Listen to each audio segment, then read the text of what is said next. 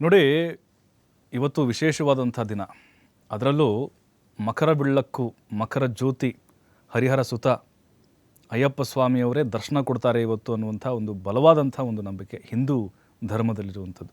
ದಕ್ಷಿಣ ಭಾರತದಲ್ಲಿ ಅದರಲ್ಲೂ ವಿಶೇಷವಾದಂಥ ಒಂದು ನಂಬಿಕೆ ಈ ಅಯ್ಯಪ್ಪ ಸ್ವಾಮಿಯವರ ವಿಚಾರವಾಗಿದೆ. ದೇಗುಲದಿಂದ 4 ಕಿಲೋಮೀಟ್ರು ಪೊನ್ನಂಬಲ ಮೇಡು ಬೆಟ್ಟ ಇದೆ. ಅಲ್ಲಿ ಕಾಡು ಜನರು ಏನಿರ್ತಾರೆ, ಕಾಡಿನ ಜನ, ಬುಡಕಟ್ಟು ಜನ ಅವಾಗಿದ್ದರಂತೆ, ಇವಾಗಿಲ್ಲ. ಅವಾಗಿದ್ದಂಥ ಸಂದರ್ಭದಲ್ಲಿ ಅವರು ದೀಪವನ್ನು ಬೆಳಗ್ತಾ ಇದ್ದರು, ಅಥವಾ ಅಲ್ಲೇನೋ ಬೆಂಕಿ ಹಾಕ್ತಾ ಇದ್ದರು. ಅದು ಜ್ಯೋತಿ ರೂಪದಲ್ಲಿ ಕಾಣ್ತಾ ಇತ್ತು, ನಕ್ಷತ್ರ ರೂಪದಲ್ಲಿ ಕಾಣ್ತಾ ಇತ್ತು. ಅಲ್ಲಿ ಯಾವುದೇ ದರ್ಶನ ಆಗೋದಿಲ್ಲ ಅಂಥೇಳಿ ವಾದಗಳು ಬಂತು. ಅದನ್ನು ಕೋರ್ಟ್ ಕೂಡ ಒಪ್ಕೊಳ್ತು. ಜೊತೆಗೆ ಅಲ್ಲಿನ ಸಿಬ್ಬಂದಿಗಳು ಕೂಡ ಅದನ್ನು ಒಪ್ಕೊಂಡ್ರು. ನಾವೇ ಅಲ್ಲಿ ಕರ್ಪೂರವನ್ನು ಹಚ್ತಾ ಇದ್ವಿ ಅಂಥೇಳಿ. ಆದರೆ ಅದು ನಂಬಿಕೆಯ ಒಂದು ಪ್ರತೀತಿ ಅವ್ರದ್ದು.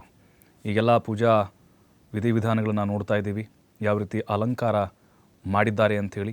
ತಿರುವಾಭರಣ ಅಲಂಕಾರವನ್ನು ಮಾಡಿ ಪೂಜೆ ಈಗ ನಡೆಸ್ತಾ ಇದ್ದಾರೆ. ಪಂಪಾದಲ್ಲಿ ಭಕ್ತ ಸಾಗರ ನೆರೆದಿದೆ. ಅದರ ಜೊತೆಗೆ ಇನ್ನೇನು ಸ್ವಲ್ಪ ಹೊತ್ತಿನಲ್ಲೇ ಮಕರ ಜ್ಯೋತಿಯ ದರ್ಶನ ಆಗುತ್ತೆ. 3 ಬಾರಿ ದರ್ಶನ ಕೊಟ್ಟು ಆಮೇಲೆ ಅದು ಅದೃಶ್ಯ ಆಗುತ್ತೆ. ಪ್ರತಿಯೊಂದು ಆಚರಣೆ ಹಿಂದೆ ಒಂದು ಪೌರಾಣಿಕವಾದಂಥ ಹಿನ್ನೆಲೆ ಇದೆ, ಅವ್ರದ್ದೇ ಆದಂಥ ನಂಬಿಕೆಗಳಿದ್ದಾವೆ. ಮತ್ತು ಅಯ್ಯಪ್ಪ ಸ್ವಾಮಿ ಅಂತ ಬಂದಾಗ ಕಟ್ಟುಪಾಡುಗಳಿದ್ದಾವೆ.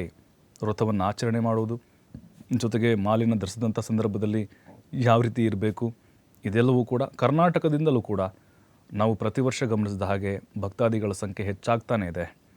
ಇದು ಬೆಳಕಲ್ಲ, ಅಯ್ಯಪ್ಪನ ದರ್ಶನ ಅನ್ನುವಂಥ ಒಂದು ನಂಬಿಕೆ ಅವರಿಗೆ ಬಲವಾಗಿ ಊರಿದೆ. ಹೆಣ್ಣುಮಕ್ಕಳು ಅಲ್ಲಿ ಹೋಗಬೇಕಾ ಬೇಡವಾ, ಇದ್ರ ಬಗ್ಗೆನೂ ಕೂಡ ಸಾಕಷ್ಟು ರೀತಿಯಾದಂಥ ವಾದಗಳಾದವು. ಅದಾದಮೇಲೆ ಅವ್ರಿಗೂ ಕೂಡ ಅವಕಾಶವನ್ನು ಕೊಡಲಾಯಿತು. ಆದರೆ ಕೊನೆಗೆ ಹೆಣ್ಣು ಮಕ್ಕಳು ಮಾಲೆಯನ್ನು ಹಾಕಿದರೆ ಏನಾಗುತ್ತೆ, ವೈಜ್ಞಾನಿಕವಾಗಿ ಕೆಲವೊಂದಿಷ್ಟು ಪರಿಣಾಮಗಳಾಗುತ್ತೆ ಅನ್ನುವಂಥದ್ದನ್ನು ಗುರೂಜಿಯವರು ಹೇಳ್ತಾ ಇದ್ದರು. ಅದು ಸಾಕಷ್ಟು ಬಾರಿ ಅನುಭವ ಆಗಿದೆ.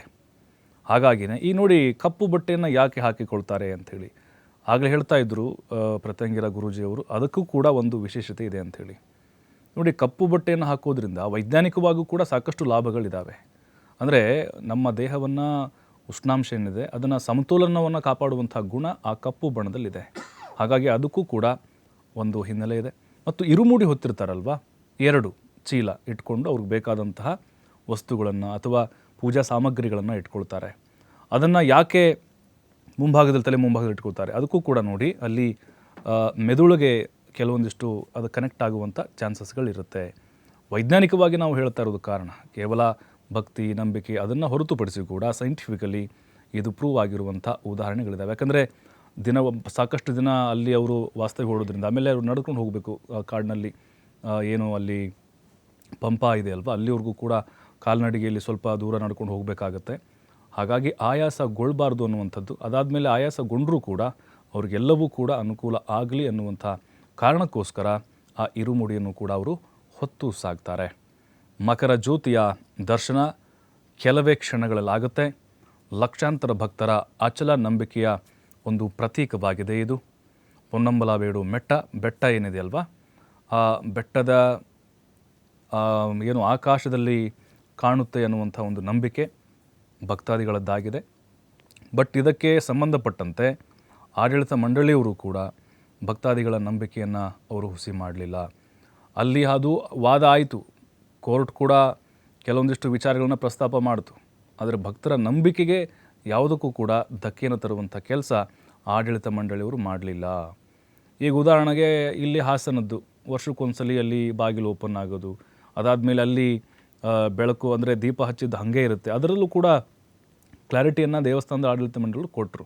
ಅದೇ ರೀತಿ ಇಲ್ಲೂ ಕೂಡ ಸಹಜವಾಗಿ ಒಂದು ನಂಬಿಕೆ ಅಂತ ಬಂದಾಗ, ಆಚರಣೆಗಳು ಅಂತ ಬಂದಾಗ ಅಲ್ಲಿ ವಾದ ಪ್ರತಿವಾದಗಳು, ಪರ ವಿರೋಧಗಳು ಇದ್ದೇ ಇರುತ್ತೆ.